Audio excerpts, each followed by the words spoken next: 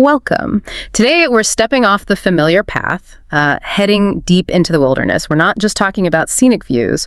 We're diving into some true accounts, stories where, well, the line between the natural world and somehow deeply bizarre just blurs. These are stories that leave you with way more questions than answers. Tales of people vanishing, unexpected terror, and, the darker side of human nature when it's pushed to the absolute limit. You're about to hear 3 chilling stories. They really defy easy explanation, unsettling encounters from guides, the very people who lead others into these remote, untamed places. So what truly happens out there in the deep wild? And what, or maybe who, is waiting? Let's try and unpack some of these mysteries. Exactly. And these stories, they're stark reminders, aren't they, of how fragile our grasp on the world, maybe even on ourselves, becomes when we're far from, civilization. They really highlight nature's raw power, sure, but also that unexpected darkness that can just bubble up from the human experience itself. Okay, our first story. It starts with a former Marine. He'd done 16 years, multiple combat tours, and was looking for, well, a quieter life. He decided to become a wilderness guide. He had tried other things after leaving the Corps, Uber, landscaping, even celebrity bodyguarding, but nothing quite stuck. He wasn't really a people person, he said.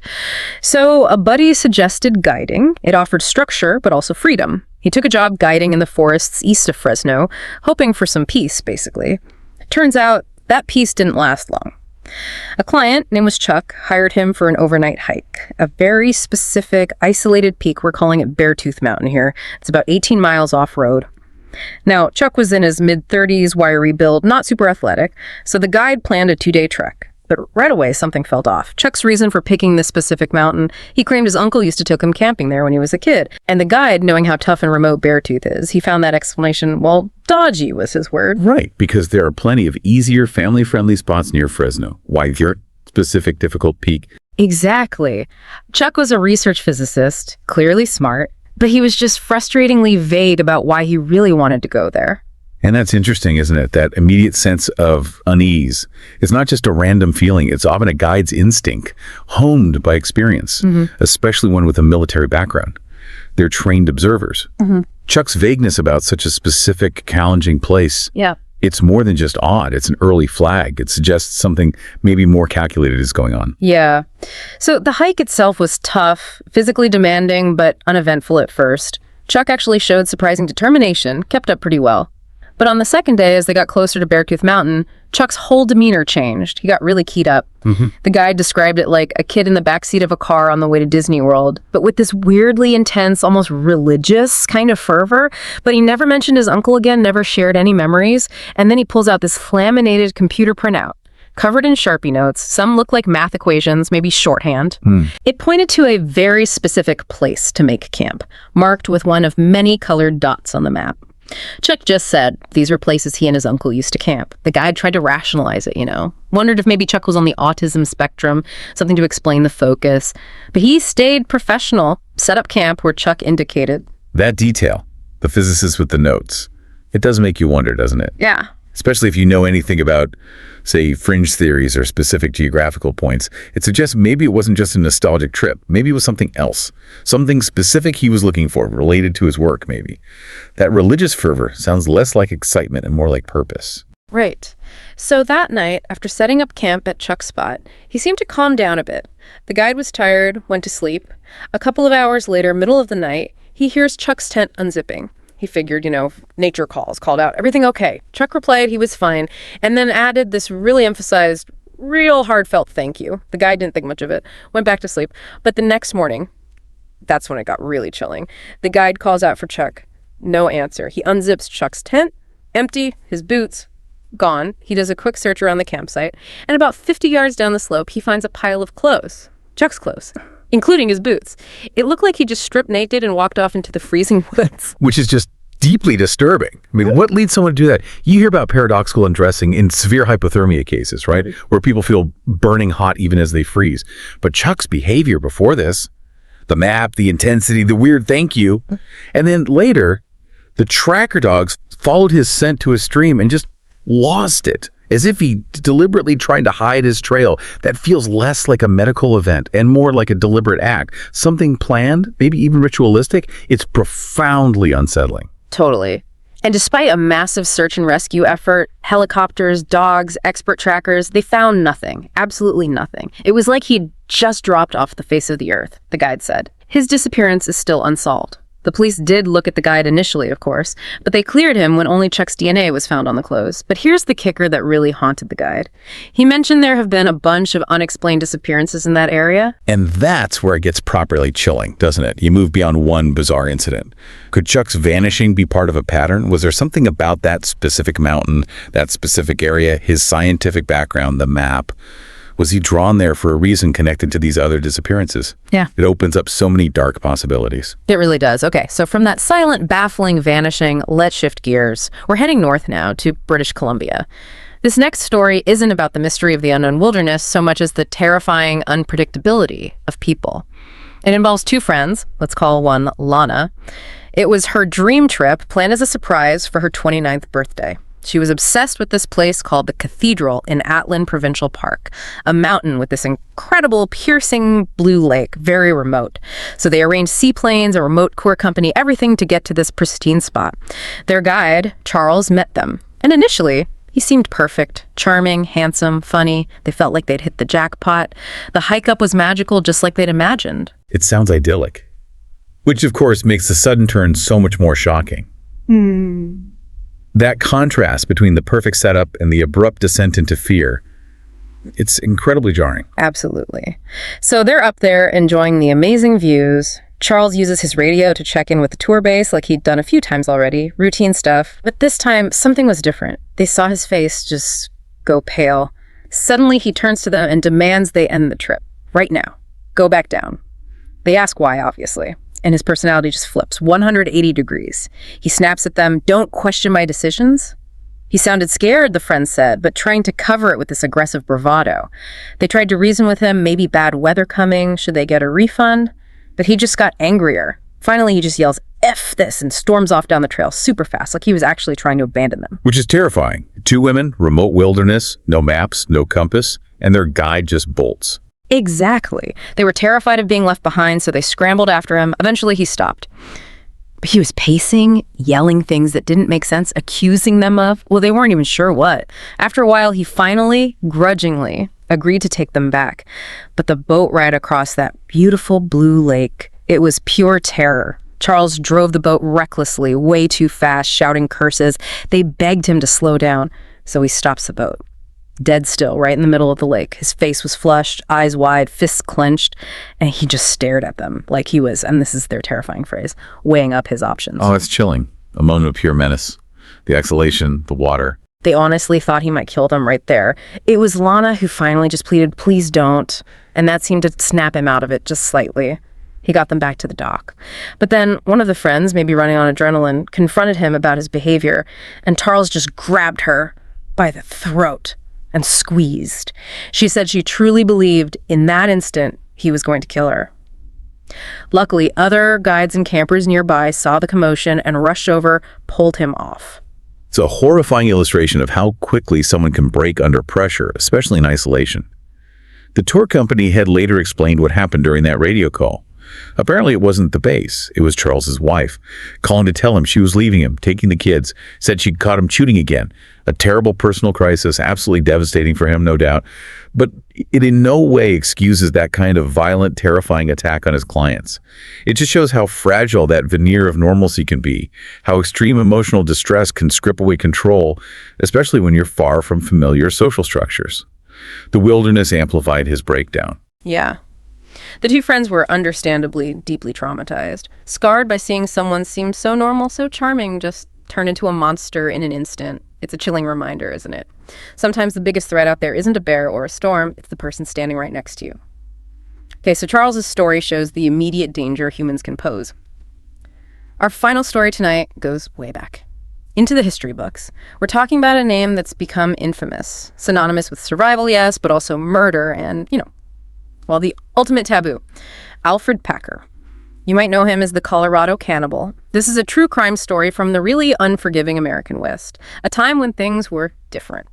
Packer was born in Pennsylvania, 1842, moved around, left home young, did a brief stint in the Union Army, but got discharged for epilepsy. He headed west, but wasn't well-liked, known for lying, stealing, and apparently he was a dangerously inept wilderness guide, even before the infamous incident. Got at least 2 wagon trains lost. So, winter 1873. A group of 20 men want to prospect for gold in the Colorado mountains. Despite Packer's terrible reputation, they hire him as their guide for $25, about $700 today. Which tells you something about the time, doesn't it? Guides must have been in such short supply, or the gold fever was so high that they'd hire someone known to be incompetent and dishonest. That desperation, combined with a brutal winter and the lure of gold, it really was a perfect storm brewing. The risks people took back then were just immense. Absolutely. And problems started almost immediately. Packer's incompetence was clear, and he got caught stealing rations. Twice. The whole party struggled badly in the harsh winter. They ran out of food, eventually had to eat their horses just to survive. They actually found help at Chief O'Rea's camp. The Ute tribe was generous, gave them food, shelter, and very strong advice. Wait until spring. The mountains were impassable, but 11 of the men just wouldn't listen. Gold fever was too strong. 6 of them, including Packer, decided they knew better. They'd take a direct route through the mountains. Despite having less than 2 weeks worth of food left, no snowshoes, no way to reliably make fire, no flint, and clothes totally unsuitable for a Colorado winter at altitude, it was madness. Utter madness. So they head off, and then silence. Until 65 days later, April 1874, a single figure, looking starved, stumbles out of the woods near Saguache, Colorado. It's Alfred Packer. His story. He claimed he got snowblind, the others abandoned him, and he survived somehow by eating roots, rosebuds, even his own shoe leather. But people were immediately suspicious. Yeah, he looked rough, but maybe relatively healthy compared to how starved he claimed to be. There was bloating around his face, suggesting maybe recent binge drinking, not long-term starvation. And his behavior didn't match his story either. Not at all. He immediately went on a spending spree, bought a horse for $70, dropped $78 on whiskey and tobacco at the saloon, got a hotel room for another $100. For a man supposedly starving and broke just days earlier, it raised a lot of eyebrows. Where did the money come from? The truth started to come out fast. Preston Mutter, one of the men from the original larger party who had stayed behind with Chief O'Rea, saw Packer in the saloon. Nutter recognized him, of course, but then he noticed the knife on Packer's belt. A very distinctive skinning knife. Nutter knew it belonged to Frank Miller, one of the 5 men who went with Packer. When Miller apparently really valued that knife, Yeah. Packer's excuses for having it just didn't add up. No. Nutter confronted him, demanding answers. Packer was arrested. And this is where Packer's story really diverges from something like the Donner Party, you know? With the Donners, horrific as it was seen largely as a desperate last resort for survival by the whole group. With Packer, the question became, was this really about survival? Or was it murder, maybe for the money the men might have been carrying? The why became critical. Exactly. And Packer's first confession was gruesome. He claimed that once the food ran out completely, the men started, quote, eyeing each other in a most unsettling manner. He said he went to gather firewood.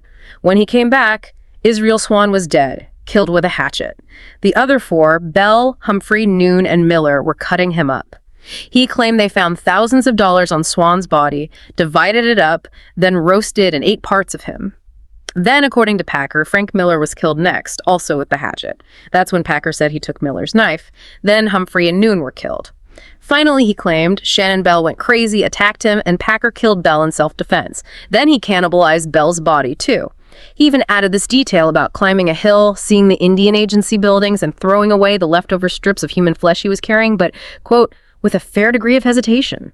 It's a horrifying story, but full of inconsistencies even then. Very inconsistent.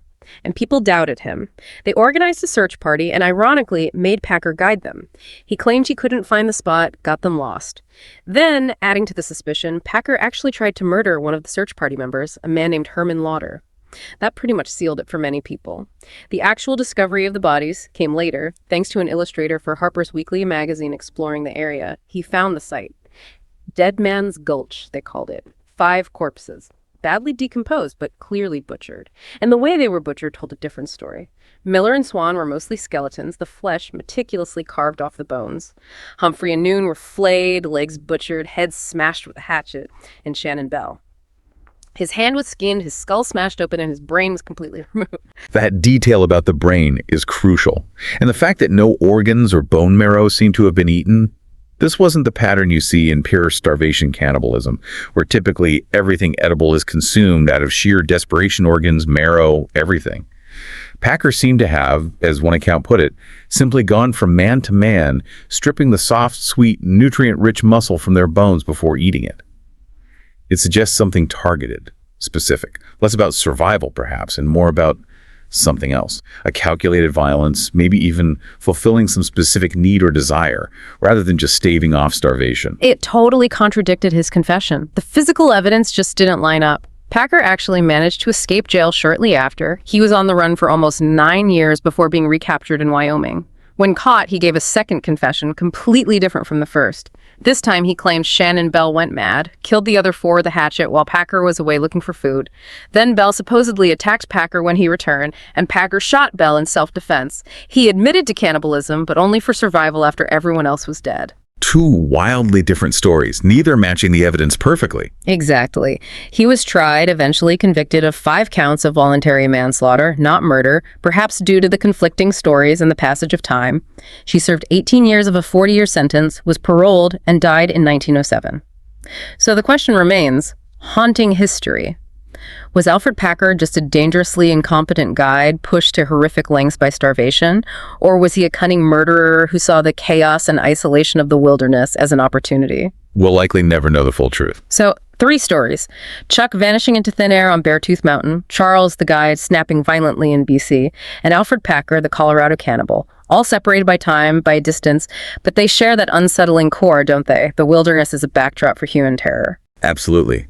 It's a powerful reminder that the most profound horror isn't always something supernatural or unknown out there in the woods. Sometimes it's the unexplained mystery that lingers, like Chuck's disappearance. Or it's the darkness that can suddenly erupt from within a seemingly normal person, like Charles. Or the calculated brutality masked as survival, like Packer. It's the human element that's often the most terrifying. What really stands out to you listening to these? What do you think happened to Chuck? Was Charles's breakdown purely stress or something more? Was Packer a victim of circumstance or a monster? These are the kinds of strange, chilling, true stories we explore. We've really only scratched the surface today. If this kind of thing fascinates you, if you're drawn to these dark mysteries, make sure you check out more content over at Horror Docx. Please do like this, share it, and subscribe to our channel for more deep dives into the unsettling and the unknown. Until next time, stay curious. And maybe think twice before heading into the deepest woods alone.